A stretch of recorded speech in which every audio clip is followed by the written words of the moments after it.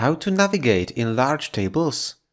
When you need to find a specific piece of data in a spreadsheet, you don't have to spend hours searching it, but just activate the Autofilter tool.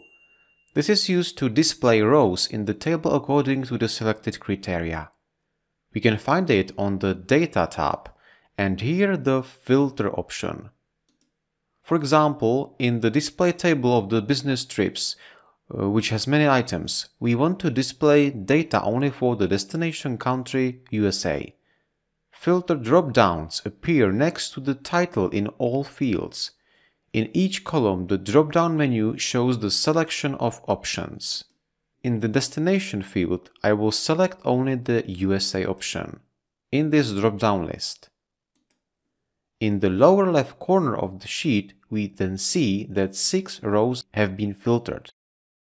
You can use text conditions, numeric conditions, date, but in short, anything that is needed.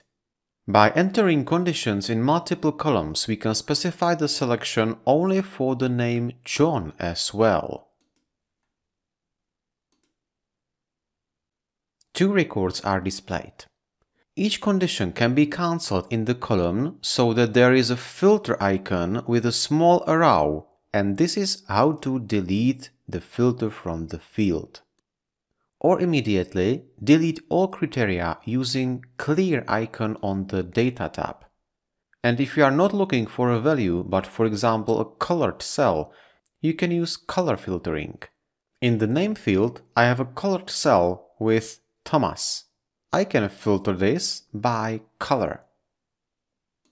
Finally, you deactivate the filter with the same icon that we turned it on the Data and Filter.